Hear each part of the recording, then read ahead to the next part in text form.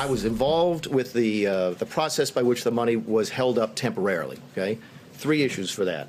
The corruption in the country, whether or not other countries were participating in the support of the Ukraine, and whether or not they were cooperating in an ongoing investigation with our Department of Justice. Here's what I said. I'll say it again, and hopefully people will listen this time. There were 2 reasons that we held up the aid.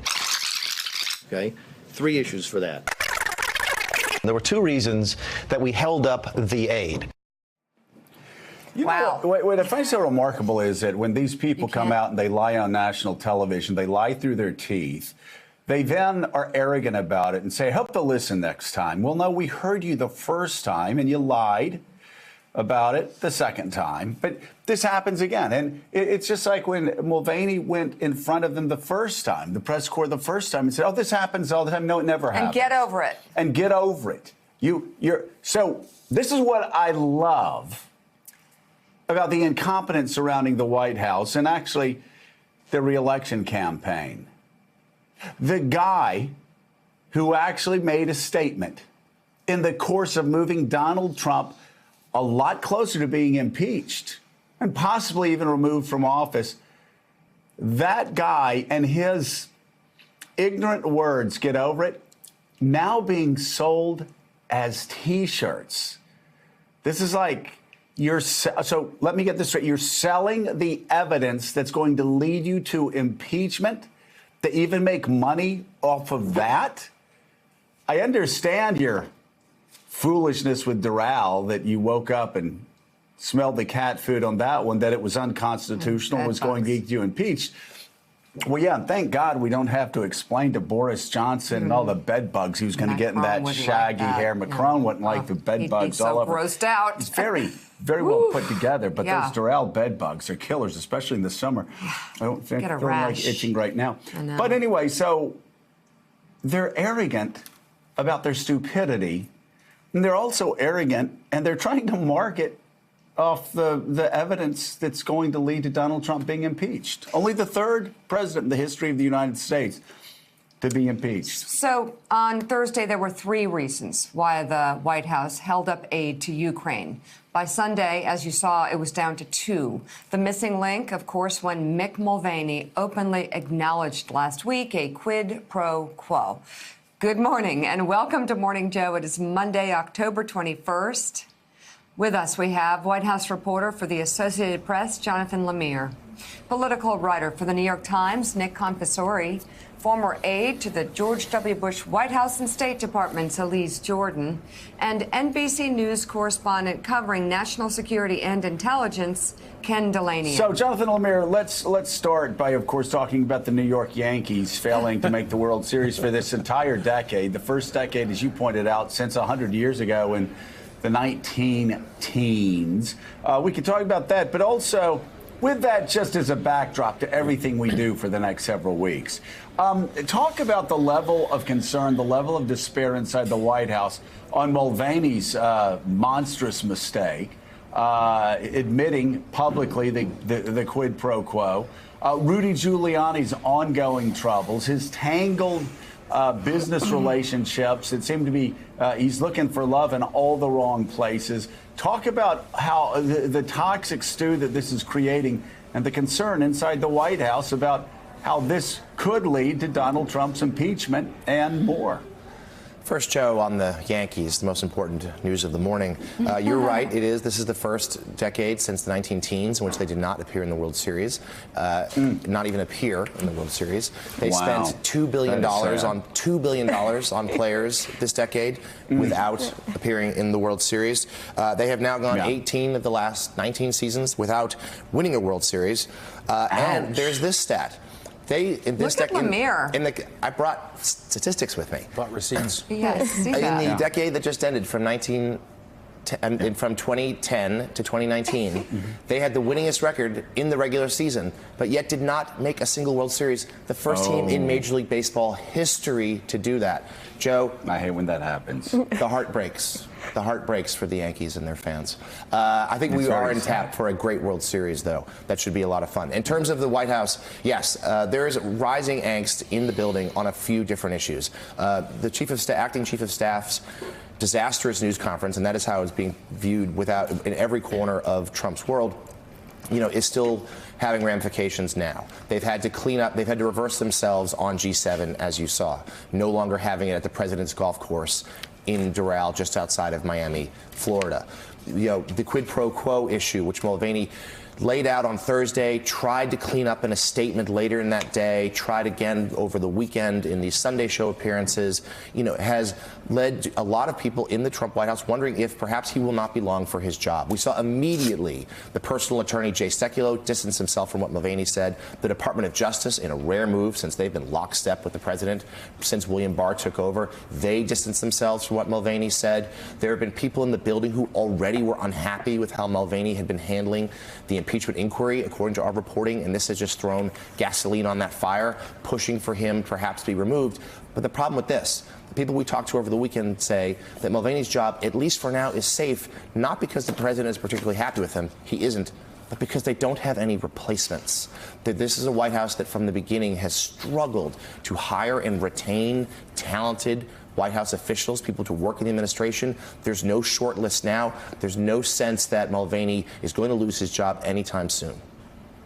Well, I think this from the patterns that we've seen, one can deduce that this White House actually operates on vacancies. Same with the State Department. The more jobs that are not filled, the more of that void Trump can fill on his own.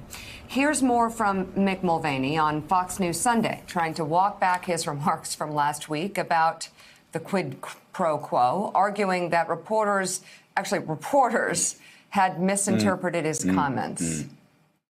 Why did you say in that briefing that President Trump had ordered a quid pro quo that investigating the Democrats, that aid to Ukraine depended on investigating the Democrats? Why'd you say that? Again, that's not what I said. That's what people said that I said. Here's what I said. I'll say it again, and hopefully people will listen this time. There were two reasons that we held up the aid.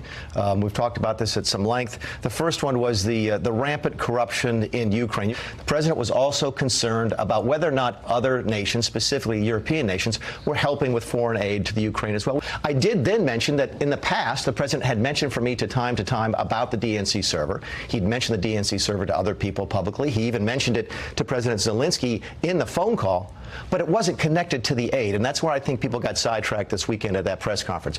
There is not a quid pro quo. You were asked by Jonathan Karl, you've described a quid pro quo, and you said that happens all the time. And reporters will use their language all the time. So if my language never said quid pro quo. I never said there was a quid pro quo, because there isn't. Again, Chris, you've been in these briefings. You know how back and forth it is. You know how rapid fire it is. Look to the facts on the ground, things that you can actually sort of certify. And what should put this issue to bed is that the money flowed without any connection whatsoever to the DNC server. So that was him yesterday. Here again is what Mulvaney said very clearly on Thursday. Did he also mention to me in the past the corruption related to the DNC server? Absolutely. No question about that. But that's it. And that's why we held up the money. I was involved with the process by which the money was held up temporarily. Okay? Three issues for that. The corruption in the country, whether or not other countries were participating in the support of the Ukraine, and whether or not they were cooperating in an ongoing investigation with our Department of Justice. That's completely legitimate.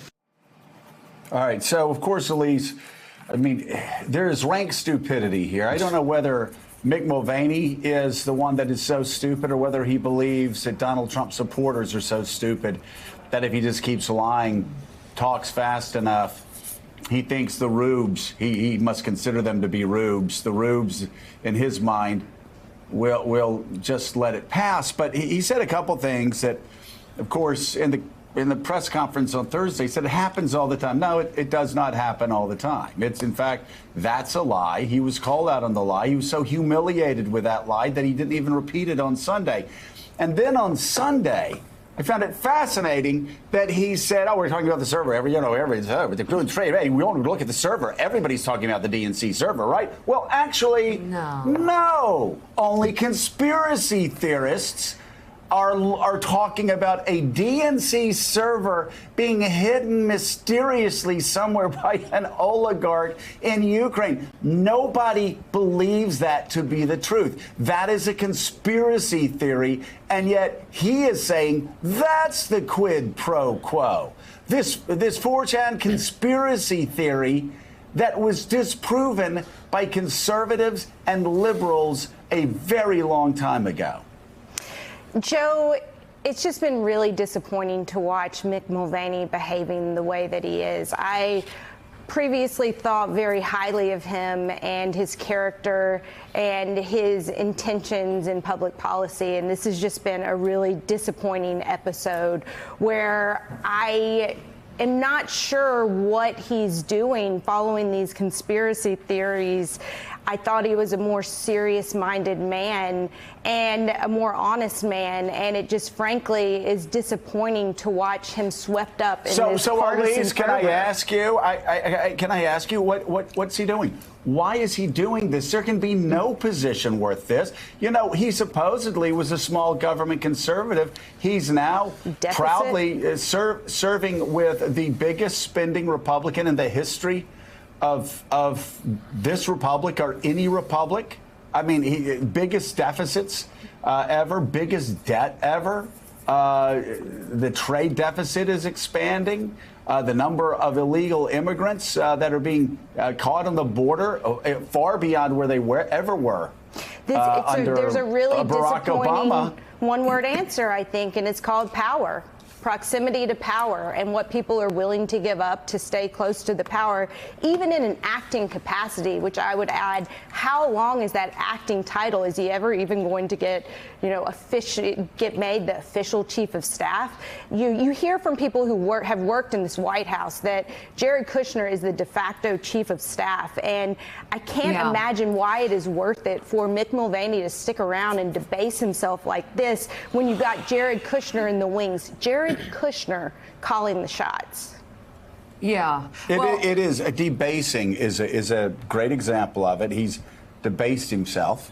In a big way. And when Donald Trump leaves town, which I think is going to be sooner rather than later, after the next election, Mick Mulvaney will find himself like so many other Trump employees. He won't be able to find a job around town because he's humiliated himself. He's proven himself to be a liar time and time again. He's proven he'll do anything. Yeah. Anything. Just to have the spotlight on him for a couple of seconds. There is such a sleaze factor, and it goes back to what Rick Wilson has always said, that anything that Trump touches dies. Right. Well, that extends to reputations of people who work for him. But let's talk about why this matters on the world stage and in terms of our national security. I mean, Ken Dilanian, after we get over the shock of the blatancy of Mick Mulvaney's behavior and his performance over the past 5 days, let's talk about the actual words he said about holding up the aid. Because, first of all, what's the chief of staff doing in that position? It appears that he was heavily involved in this. It appears from this sort of backtrack and initial blurt on his part, that there must be so much on the record about this that they're trying to muddy the message. In terms of what we know, why does this matter in terms of our national security? Well, in terms of why Mick Mulvaney knows so much about it, it appears that it's also because he's the head of OMB, Office of Management and Budget, and they were the key figures in withholding this aid that had already been approved by the Defense Department, appropriated by Congress. People in defense and state were puzzled about why this aid to Ukraine was being held up for so long. But in terms of how our allies are viewing this, and I'm talking to intelligence sources from Western governments, on the one hand, are they terribly surprised? No, they've known that that Donald Trump is an incredibly transactional figure. That's always been the book on Donald Trump that I've heard from foreign officials since the beginning of this presidency. But this takes it to another level. And, when you have Mick Mulvaney essentially acknowledging there was a quid pro quo, Mika, it also raises the question of how it was that the Justice Department closed this case without ever opening an investigation when the whistleblower made essentially a criminal referral over to DOJ. They only looked at the question of whether there was a campaign finance crime. People are now starting to look at this and say, wait a minute, this was bribery, or bribery's cousin, extortion. I mean, Ukraine badly needed this military aid. They're in a war with Russia, and they knew that the White House was asking for certain things from them in exchange for the aid, or that if they didn't do it, the aid would be held up. I mean, in this conversation with Donald Trump and the Ukrainian president, they mentioned Javelin missiles, a very sophisticated weapon that the Ukrainians wanted to deter Russian tanks. And in the next breath, Donald Trump talked about the investigation. And so, yeah, it sends a horrible message, not only to allies, but to countries on the fence about whether they want to work with the United States.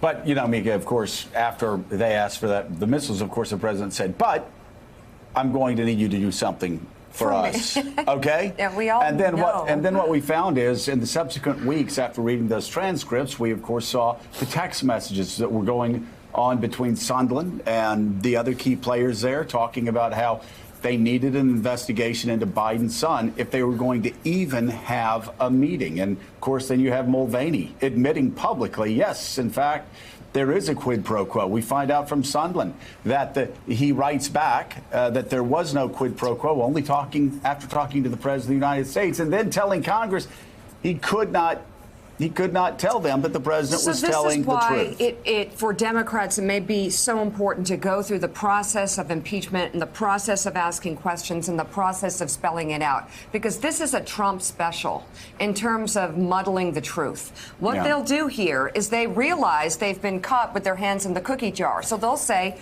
of course you have to put your hand in the cookie jar. And of course you have to steal the cookie and eat it. And you can see Trump supporters across the country saying it was Joe Biden who was corrupt. Right. It was Joe Biden first. The president was doing what he should do, investigating corruption. And they are going to take that message and make it a Trump special. Again, though, a big lie. That's a lie. I know. Rupert Murdoch's Wall Street Journal said weeks ago, maybe even a month ago by now, said on the front page that was a discredited theory. It's a discredited conspiracy theory that Biden did anything to get heat off of Hunter. Now, listen, Hunter should have never been over there. That's another discussion. That's something that Joe Biden. That's something that Joe Biden's going to have to deal with. Yeah. In his political career. But on the other side of the ledger, Donald Trump does not get out of trouble for doing something, for basically committing extortion against a Democratic ally who's being invaded by Russia and Vladimir Putin. He doesn't get out of that by pointing across the courtroom at somebody else. He's the one It's something perfectly who's legal. going to be in trouble here. Thanks for checking out MSNBC on YouTube, and make sure you subscribe to stay up to date on the day's biggest stories. And you can click on any of the videos around us to watch more from Morning Joe and MSNBC. Thanks so much for watching.